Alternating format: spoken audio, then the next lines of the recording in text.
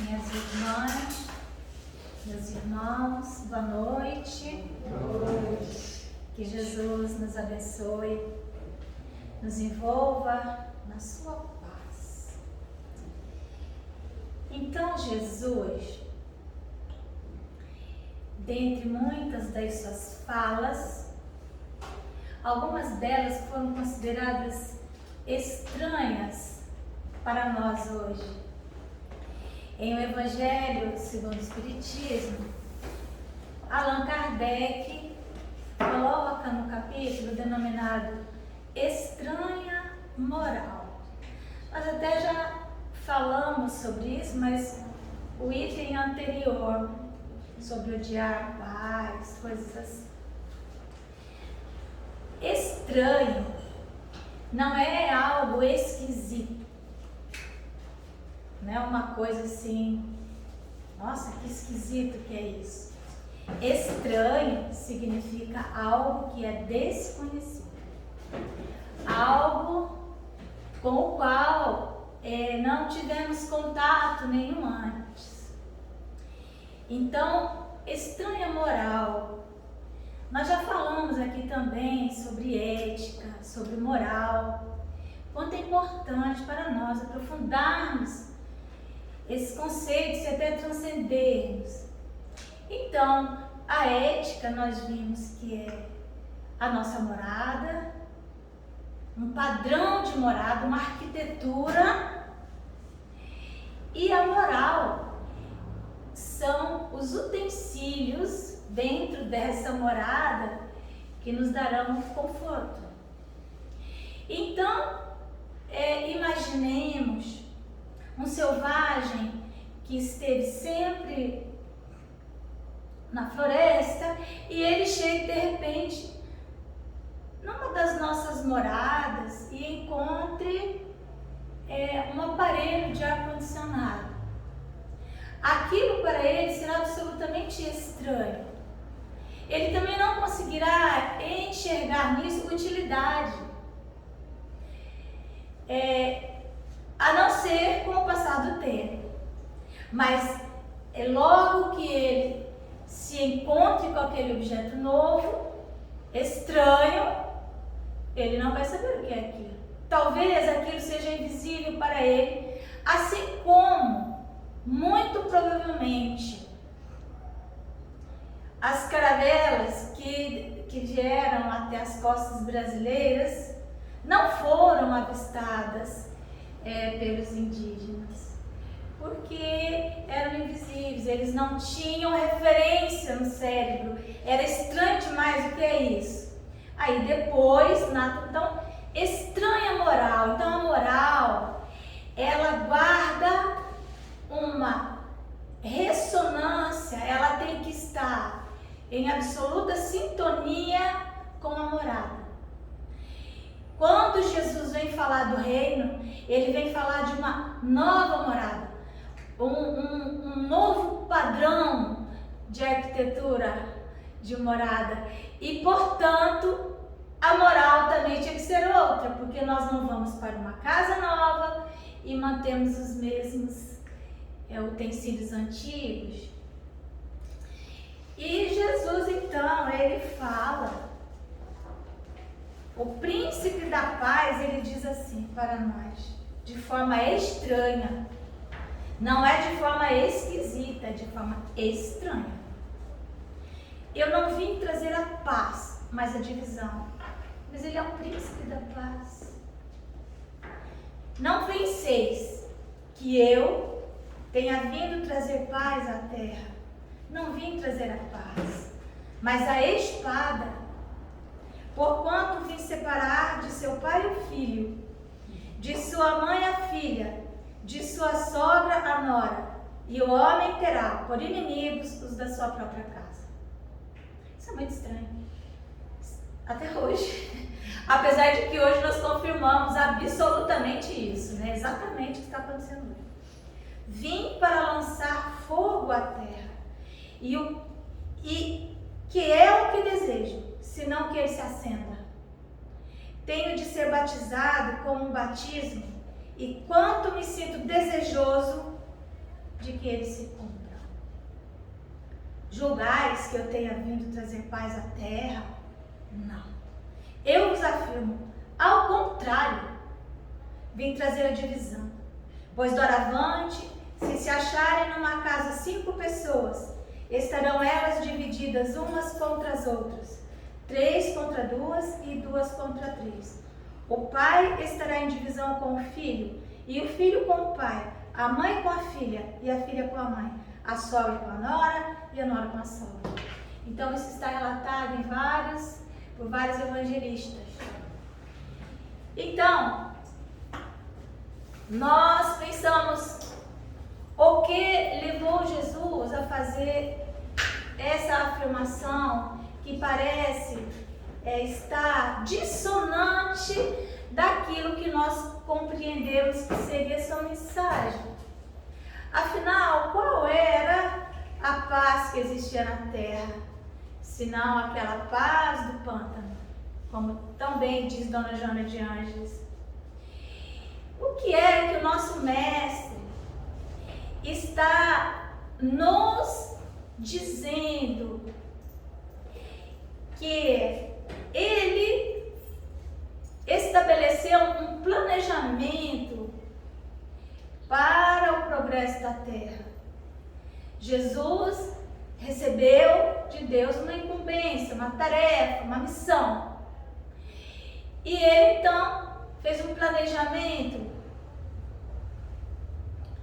Jesus, além de tudo, maior matemático, maior psicólogo, maior linguista, ele usa uma figura de linguagem chamada metonímia, que naquele tempo ninguém imaginava que era isso. Eu sou o caminho, a verdade e a vida. Isso pode ser analisado, não se desfile, de uma forma literal, mas nós podemos analisar isso como uma figura de linguagem em que o sujeito se coloca no lugar da obra. Mas, então Jesus, ele tinha um planejamento, caminho, verdade e vida. E ele então, nesse planejamento, ele envia à terra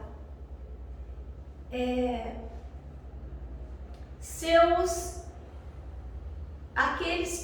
representantes. Tivemos os profetas, tivemos os filósofos, os cientistas. Então, tudo isso para preparar a vinda do Mestre. Os essênios, que foram almas nobríssimas que reencarnaram 200 anos antes da corporificação, vamos dizer assim, porque nós não sabemos quais são as leis naturais, lógico, mas nós não conhecemos as leis que regularam a presença de Jesus na Terra. Nós temos uma ideia, mas nós não temos, nós não podemos afirmar que tenha sido dessa ou daquela maneira. Mas o importante é que ele veio e trouxe uma mensagem. Então, os essênios, os terapeutas do deserto, enfim, todo um conhecimento posto. Conhecimento. Né? Conhecimento.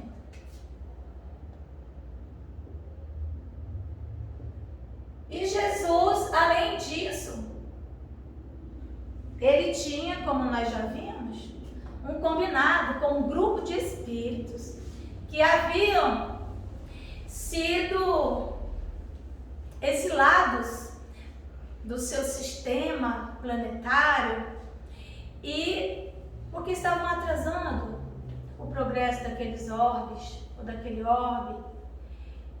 Almas extremamente inteligentes, porém de uma moral precária ainda. Então ele faz um combinado. Eu lhes ofereço o planeta Terra para que vocês, como uma morada, vocês auxiliarão o progresso dos filhos do Calvário, dos filhos da Terra, E eu prometo que irei estar com vocês em algum momento. Porque o grande problema dessas almas, como nós já vimos, eles dizem, era a questão moral. Alguns deles não acreditavam em Deus. Tinha dificuldade enorme. Então Jesus diz, eu estarei com vocês, pessoalmente. A questão é, feito o combinado, muitos deles até hoje não cumpriram a sua parte. E chegaram à terra e escravizaram os filhos da terra. Espalharam a violência em função do seu intelecto superior, subjugaram os filhos da terra, como vemos até hoje, e criaram então uma psicosfera onde foi ficando cada vez mais difícil que o amor pudesse florescer. Então Jesus vem para implantar o reino. Nós não podemos supor que Jesus veio para implantar o reino daqui 2000 anos, daqui 3000 anos. Não, ele veio implantar quando ele veio. Só que ele chega e ele encontra uma terra devastada. De nada adiantaram os profetas, assim como Deus, fala para o homem rico que desencarna, ele pede para que ele retorne para dizer o quanto ele estava em sofrimento, que Lázaro pudesse dar uma gota de água para ele. E então o Senhor diz, Senhor Davi, não, você não volte, eles têm Moisés e os profetas. Ainda que todos os mortos retornem, não será suficiente. Bom, então a terra já tinha todo o conhecimento necessário disponível. E Jesus então vem. E ele percebe, evidentemente, que não seria possível implantar o reino naquele momento. Porque todo o conhecimento que ali havia não fora utilizado de forma eficaz. Então, ele diz, não há outra maneira de trazer paz à terra. Antes, é necessário que o homem conheça a segunda via de progresso moral. A primeira é pelo conhecimento, caminho, verdade e vida. A segunda é pela via do sofrimento.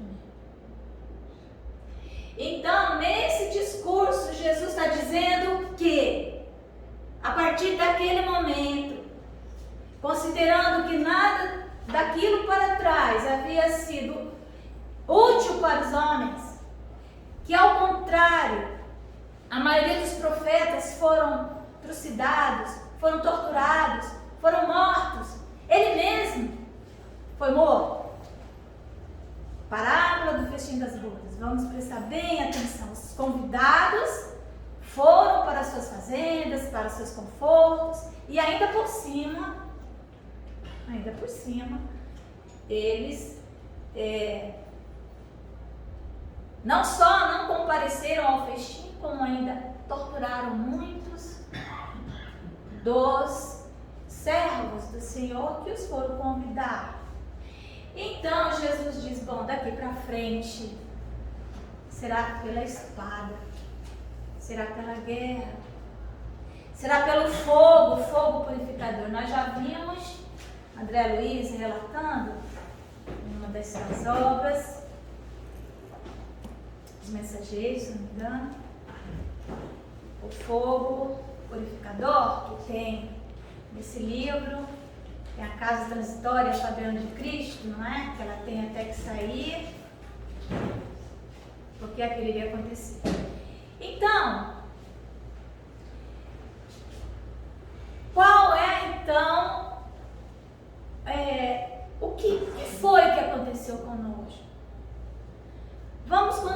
Porque como que se dá esse processo? Como que Deus, juntamente com Jesus, preparou o nosso caminho, a nossa verdade, a nossa vida. Então, quando o princípio inteligente mergulha na matéria, ele faz esse mergulho na matéria, tá?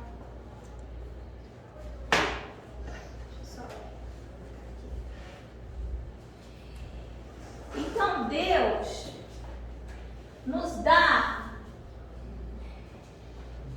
algumas graças, dádivas, ferramentas que vêm de graça para nós. Assim, olha, você vai evoluir, né? Vai sair daqui dos instintos, vai entrar, né? Vai começar a trabalhar sobre você mesmo. Então, você vai mergulhar no mundo material para apressar o seu desenvolvimento. Nesse mergulho, ele nos dotou de algo que está no Evangelho, que é o querer.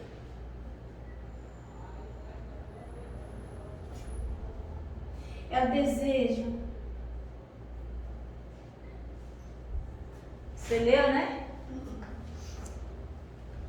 Então, esse querer e esse desejo, eles vão refletir o nosso interesse, os nossos interesses, certo? Então está lá no Evangelho, Deus não nos deu o querer para não querer,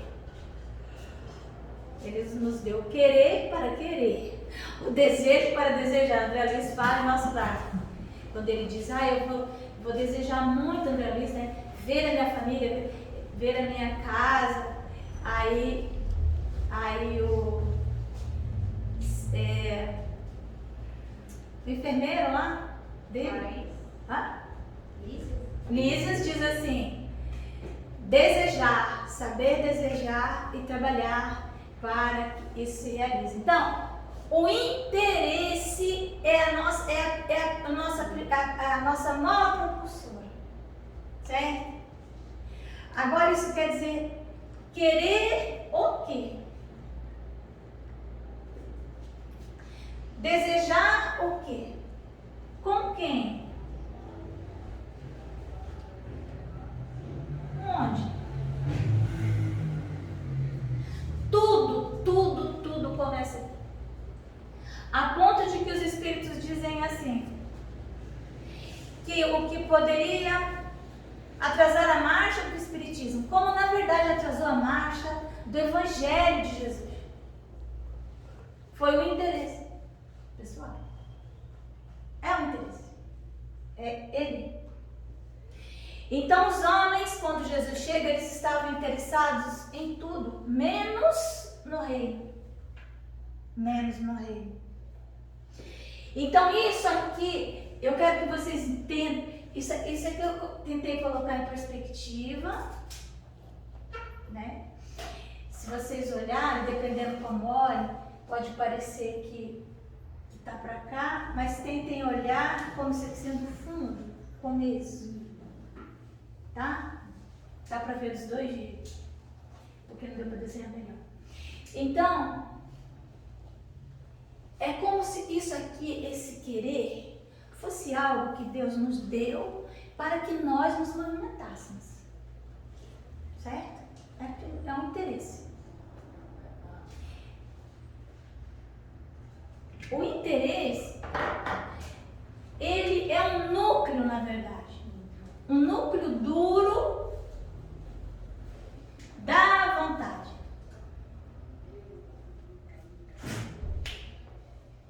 Da vontade. Então, a vontade, ela está subordinada ao interesse. Schopenhauer disse o seguinte: a vontade não se submete à lógica, a vontade só se submete ao interesse. Diga para um médico pneumologista e que fuma. Qual é a razão lógica dele fumar? Não tem razão nenhuma, no entanto, ele fuma. Por quê? Porque a vontade dele está submetida a um interesse, a um desejo, a um querer que antecede em muito a razão. Muita razão. Portanto, não são os raciocínios que fazemos que nos farão mudar. Por isso Jesus diz, conhecimento, raciocínio, intelecto, isso é uma forma de progresso, mas você tem que ter interesse para que isso aconteça. Passado um determinado tempo, porque o conhecimento, o raciocínio, a construção dos raciocínios, eles estão a nível da nossa razão. E eles são lentos demais. Há que haver um profundo desejo de conhecer o novo, um tédio muito grande para com a situação atual, para que a pessoa se interesse pelo conhecimento. Evidentemente que o conhecimento, quando você começa a acessar o conhecimento, ele gera em você uma sensação de prazer. E ela vai dando um vórtice magnético para os seus interesses, para o seu querer. No entanto, Jesus chega e isso não era mais possível. Então, para nós compreendermos como isso funciona, a fé, ela está aqui. Primeiro nós temos o querer, a vontade e a fé. Por isso que tem a fé humana e a fé divina. A fé humana é aquela que é voltada para os nossos interesses humanos. Tem gente que fala assim, eu quero isso porque eu quero ganhar muito dinheiro, né? Não é? Tem gente que quer ganhar o reino de Deus. E aí cada um tem o seu interesse e aí vai procurar a forma pela qual deva alcançar isso. Mas então a fé, ela é uma potência. Assim como a vontade, assim como o desejo. Todas essas três estruturas, elas nos foram conferidas por graça. Portanto, de graça. Gratuitamente. Nós trazemos isso aqui. Mais dia, menos dia, né? Mais para frente ou mais para trás.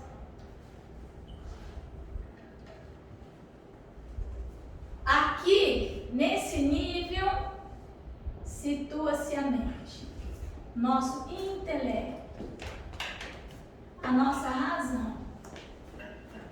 Então nós vamos saindo dessas experiências do querer, do interesse, da vontade, usando a fé como uma força propulsora e vamos então criando um campo magnético que nós vamos chamar de mente. A mente é como um espelho que se projeta sobre a realidade.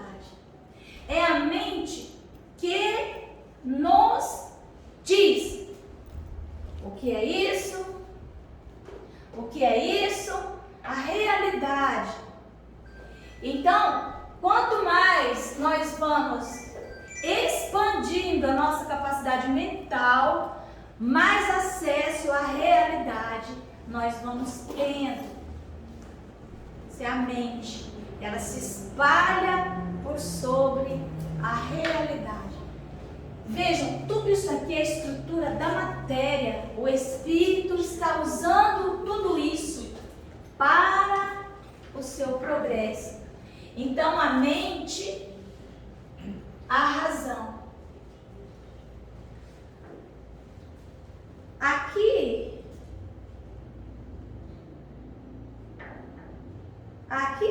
na nossa mente, nós vamos fazer uma conexão. A fé, ela que vai dando campo para a mente se estruturar. Certo? Porque a fé, ela é o sentido do futuro. É a capacidade de sentir o futuro, de ver além, de fazer conexões muito embrionárias. Então ela vai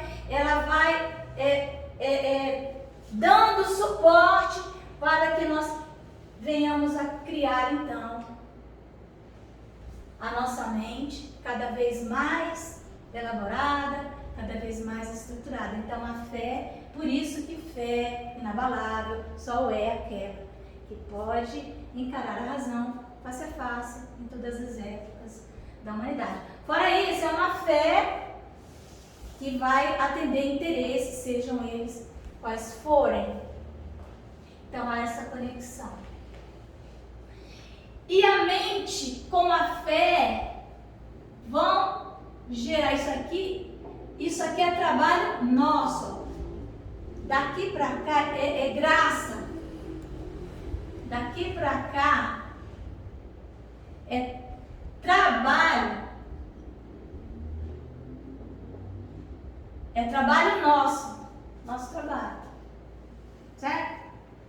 Que nós podemos trabalhar dentro de um planejamento, como Jesus colocou, caminho, verdade e vida, ou não. Parece que no momento que nós estamos vivendo não. Então o psiquismo, ele vai se estruturando quando nós ingressamos na nossa relação com o mundo material, de uma forma mais abrangente, saindo daquela estrutura puramente dos instintos, e nós então vamos ingressando nas sensações, né? Nossa relação com a matéria, que nos dá prazer, que nos dá alegria. Então são as sensações. Quanto mais instruído, né? E corrompido, tem sensações, é o psiquismo. Então é quando nós já formamos um psiquismo. Então, o psiquismo, é no psiquismo que nós vamos encontrar a Senhora Esperança.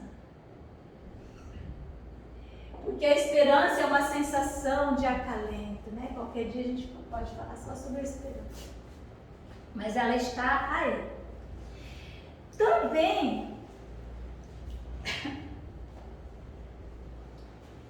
Também aqui nós vamos encontrar a perseverança no psiquismo, tá? Porque a perseverança, ela não é o mesmo que persistência. A persistência, ela pode ser simplesmente uma birra, né? A pessoa uma teimosia. Então a persistência não é igual à perseverança. A persistência, ela pode estar aqui, servindo a algum interesse. Não sei o que e tal. Mas a perseverança, ela é um modo de ser. A perseverança, ela é uma forma séria de encarar o meu projeto de vida, o meu propósito. Então, perseveros, ser mais severo, não no sentido de ser bravo, nervoso, não é isso. É severos, é contrito, é levar a sério, não brincar com as coisas santas. Isso que é a perseverança. Então, o que acontece? Jesus, então, ele disse assim: agora tem que ser pela via do sofrimento. Não dá mais pelo conhecimento, porque vocês estacionaram, cristalizaram a mente. E o psiquismo em sensações é muito baixas. Quando já tem conhecimento posto, já tem acesso ao conhecimento, há uma estrutura que está ociosa. Como que nós vamos fazer para quebrar isso, essa cristalização? Então, como desenvolver essa vontade? Mexendo onde? Só tem um jeito, no interesse. Então, a vida possui esses mecanismos, né? Vou ler para vocês, né? A respeito do poder da vontade, Allan Kardec pergunta, né? Deixa eu ler um pouquinho antes aqui. Nós temos sido conclamados a nossa perfeição, nosso progresso. Sede, pois, vós outros perfeitos, como perfeito é o vosso Pai Celestial. A transformação moral, portanto, ela é uma condição de reconhecimento do verdadeiro Espírito, não? Se ele não se transforma moralmente, continuar usando, né, aqueles mesmos utensílios antigos, reconhece-se o verdadeiro Espírita pela sua transformação moral e pelos esforços que emprega para domar suas inclinações baixas. E aí, a respeito da vontade, Allan Kardec diz o seguinte: poderia sempre o homem, pelos seus esforços, vencer as suas más inclinações? Sim, e frequentemente fazendo esforços muito insignificantes. O que lhe falta é a vontade. Quão poucos dentre vós fazem esforços. Não haverá paixões tão vivas e irresistíveis que a vontade seja impotente para dominá-las? Aí os Espíritos respondem: há pessoas que dizem quero, mas a vontade só lhe está nos lábios. Querem, porém muito satisfeitas ficam, que não seja como querem.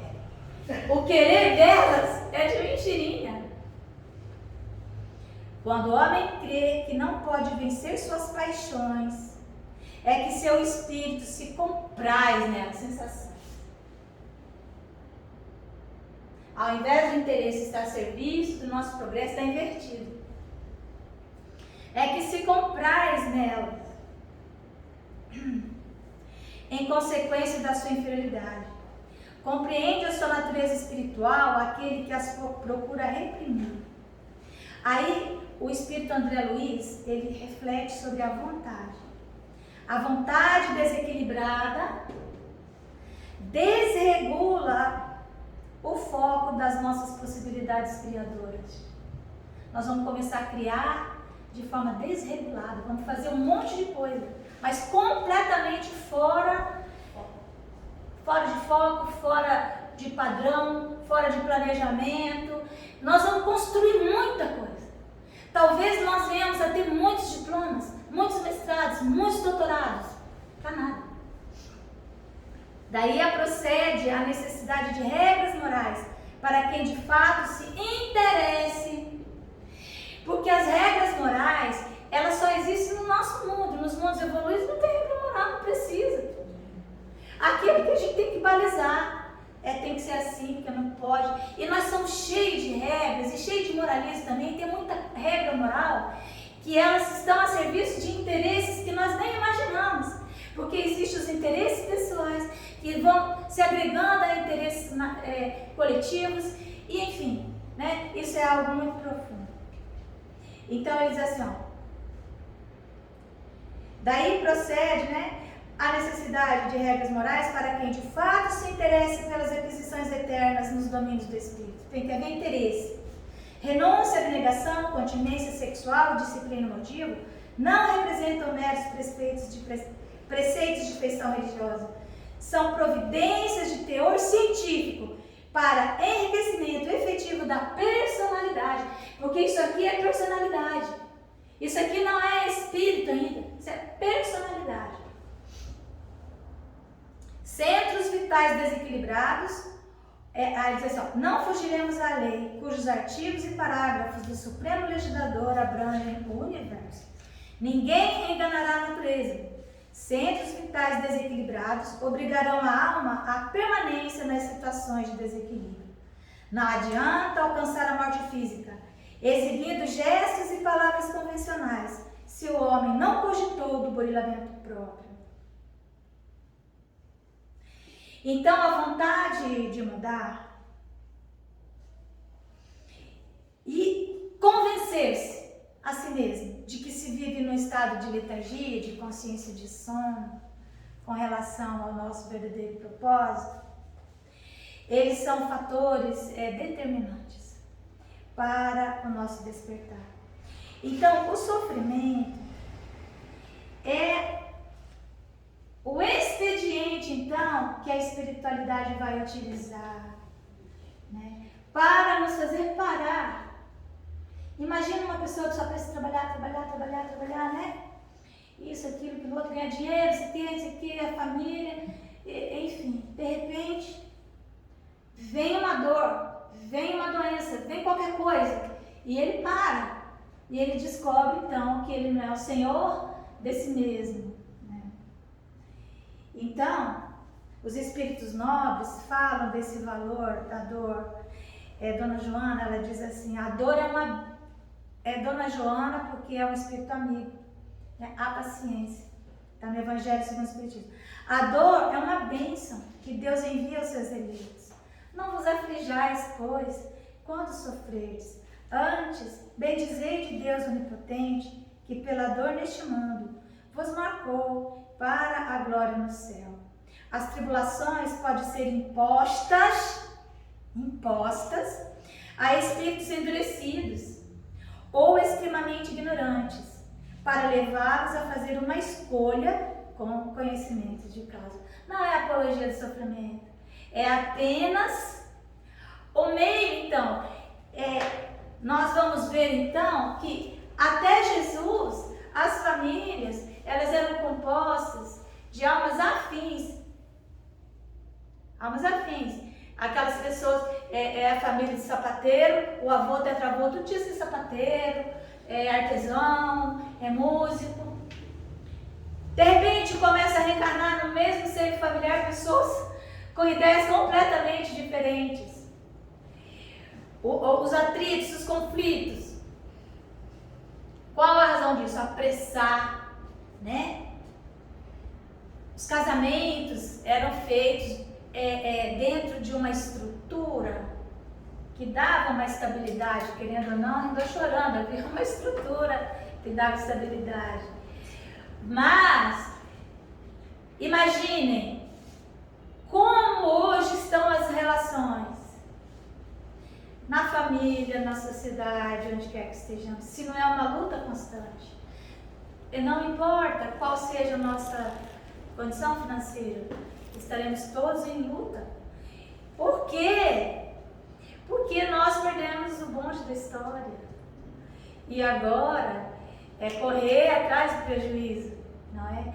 Então, lembrar que o amor cobre a multidão dos pecados. Então, se a gente apressar o passo, aprendermos a amar, começando nas coisas simples, amar os animais, as plantas, é como nós vamos desenvolvendo o amor. De repente a nossa sensibilidade, ela vai se ampliando. Quem nunca teve um filho tem uma sensibilidade X para a criança. Quem já teve é diferente. Nós expandimos as nossas capacidades sensoriais. Quem nunca teve um gatinho não sabe o que é ter um gatinho. Quem tem sabe. Então, isso tudo significa expansão das nossas sensações ainda. Isso aqui ainda é matéria, gente. Nós não entramos na dimensão do amor. Nós não estamos lá. Nós vivemos no mundo sensorial. Então é por isso que Jesus fala isso, por isso que essa moral é estranha. Passei 5 minutos e que Jesus nos abençoe.